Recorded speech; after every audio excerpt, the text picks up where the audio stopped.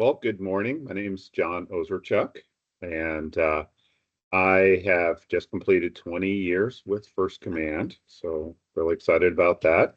My current role is Executive Vice President and National Director of Advisor Operations. So what that means is that um, we have a field force of 600 independent contractor advisors, and my job is to make sure they have what they need to do their job, which is to take care of active duty and veteran military clients. So that's what I do every single day. Excellent. So tell me about the rich history of First Command, Sure, you bet. particularly about the founder, Carol Payne, and his legacy, and what inspired him to start the company. Yeah, you bet. I love talking about Carol Payne and the history of First Command. Chip Payne, Carol's son, is still a member of our board, and he tells the founding of First Command story to our what we call Fast Start Academy, which is our brand new advisors. They all graduate from an academy, so I get to hear it every single time. And he tells the story 8 times a year, and it's fascinating to me every time he tells it. So Carol Payne was a B-29 aircraft commander during World War II, stationed on the island of Guam.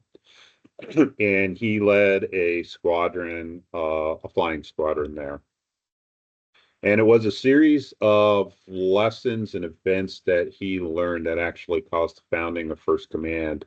So as the commander, he also was the person who settled the affairs of deceased military members. And as you can imagine, in a flying squadron in World War II, that happened quite a bit. And so what he noticed was that in addition to the personal tragedy of losing a loved one, and this back in World War II, he noticed that the families lost their source of income, their source of security. They lost the breadwinner, and so it made the tragedy that much worse. And he noticed that, and the thought started to form in his mind that people don't serve in the military because they're trying to get rich, right? They don't do that. Do that as a sense of service, but when you do something like that, you also don't deserve to have financial insecurity, right? Absolutely. And so he started to connect those dots after after his military service and after World War II. He noticed, and during the high inflation after World War II, he also noticed that even retirees were running out of money before the end of the month. And he thought that's another area where somebody should be helping them plan for the eventualities of military service and post-military service. So the idea was, how do we help folks prepare? And most financial services firms don't focus on people of modest means, right?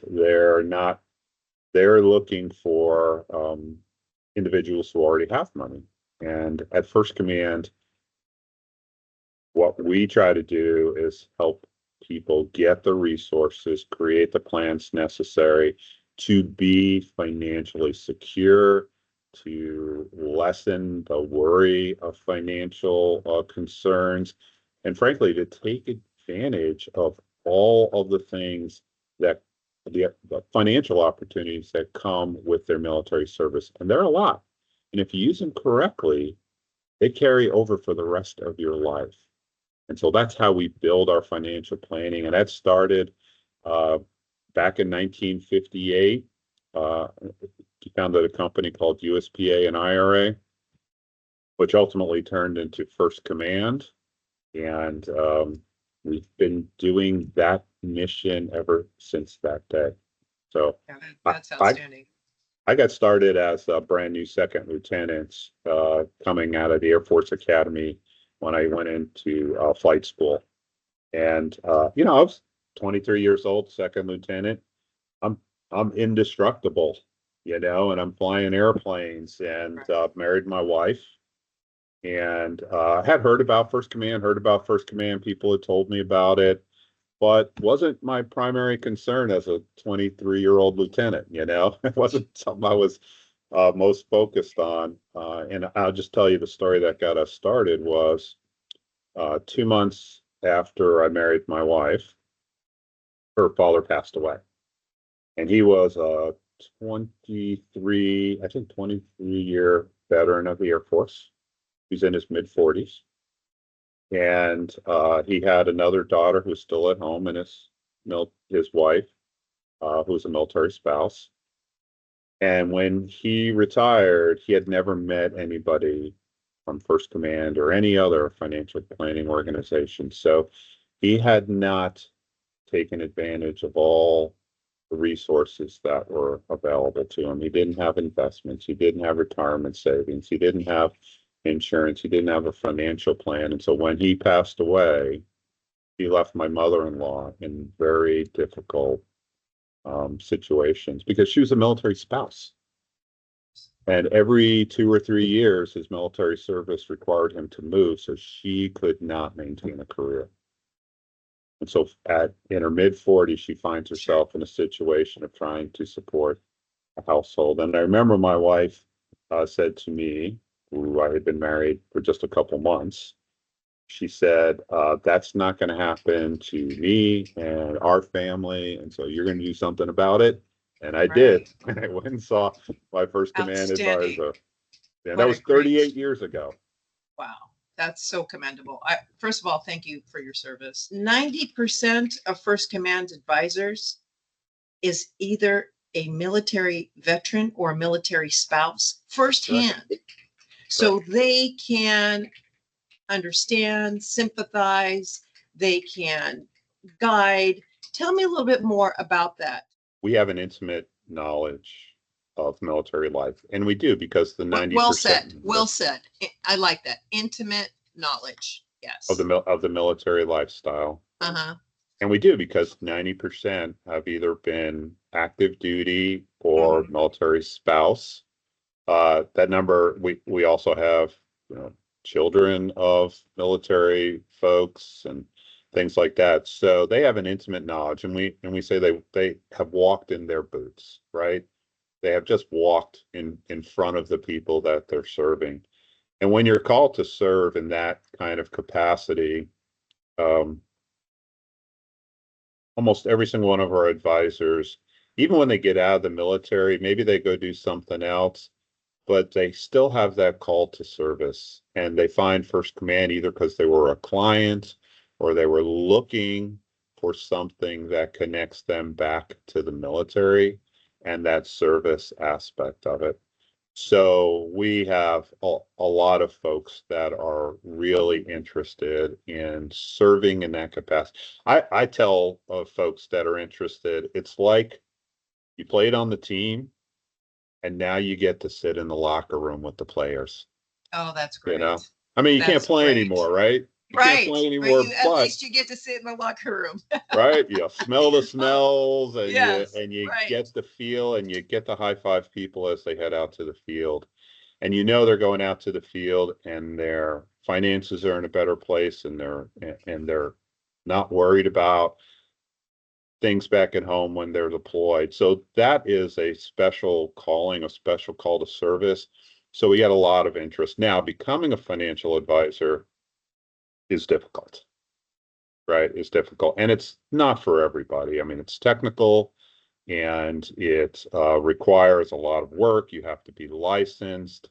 So our advisors have this calling to serve, and it's so strong in them that they're willing to go through what it takes to be in a position to do that. I mean, they have to get licensed and they have to go through our training, and they are independent contractors, which means they're small business people. And that's a real change from the military lifestyle, but they do it because they want to be back in the locker room. They want to make sure the folks that are coming after them are prepared. And a lot of them, if you ask them, the reason they do it is because somebody did it for them. You know, nothing great comes easy anyway. I mean, Right. there's got to be training, then there's the experience and everything else. So is I still feel that First Command and what they're doing for veterans is the first start is liking the company that you work for and wanting right. to work for a company that you work for. And I think with it being 90% that high, that it must be a test to that, and probably positive training and support to have such a great outcome. See, again, we're learning more about that because I know who you are, but I didn't realize that if you had more of a business minded individual, maybe they would be more apt to wanting to be an advisor and might excel a little bit more and understand because they Right. have that freedom. And that might be your typical candidate is more of a business kind of minded individual because, you know, of course, there's two types of people. There's people that want to be an employee and those who are more business minded. And there's a little more freedom. There's a little more understanding. And there are two people that, but with First Command, it's not like they're owning their own business where they have to deal with everything else. It's really best part of it. It's already Right. there for you. And you Well, just have to. they are independent contractors, right? So they are, our field advisors are small business people. Now they're part of the First Command process and organization. So they actually get the best of both That's worlds, great. you That's know, because wonderful. you get to be part of that, but you also get to run your business using your skills and the way you Your want to serve personality, people. yeah, Exactly. excellent. Exactly. Wonderful. So you get to express both sides of that. And we find that appeals to a lot of folks. Absolutely. I really do. I think you're not looking for the mold, you know, and Right. everybody's an individual. And talking with you today, it makes me feel like First Command is more like a big brother as well. You know, it's there in times of need. So just something that crossed my mind, you know, Sure, I'm not putting that in the editorial, but I you like did that. Yeah, remind me of a big brother. I like that. So that's I ask our advisors to be the leader for the client, right? And to set the example for them. And that's something that I like to focus on. That was something that Carol Payne focused on when he set the company up because he knew that leadership quality was there inside folks that serve in the military, and we want to leverage it at First Command. outstanding. Yeah, I really commend Carol Payne and you for all that you do for the company and for all our veterans and their families. I wanted you to know that from the first time that I did the pre-chat till now, I'm absolutely impressed and blown away by what you do for everyone. And I'd love for everyone to know more about that because I think one of the most important things in getting older is having that financial understanding and background because the last thing you want is your mother, your father, your brother, your sister, or yourself to be in that kind of a predicament. And for you to come in from now and guide them like a big brother is setting them for life. And that's the most valuable thing you can give an individual. But I want to thank you again for the interview and for this opportunity to get to know you and First Command a little more. And my pleasure. This was wish fun. you the thank you for all that you're doing. And I wish you the absolute best. Well, thank you for the opportunity and thank you for the acknowledgement. I mean, that is really special to us. You deserve it. Well, You deserve I appreciate you saying that. 100%. You deserve it. Carol Payne deserves it. The company deserves it. You guys are obviously doing the right thing. Thank you. Thank you. We need This more was fun. companies like that. Absolutely. I Thanks know. for making it easy. Here's the goosebumps again. Well, Thank God you. bless and you All take right. care. We'll Take see care. you soon. Bye-bye.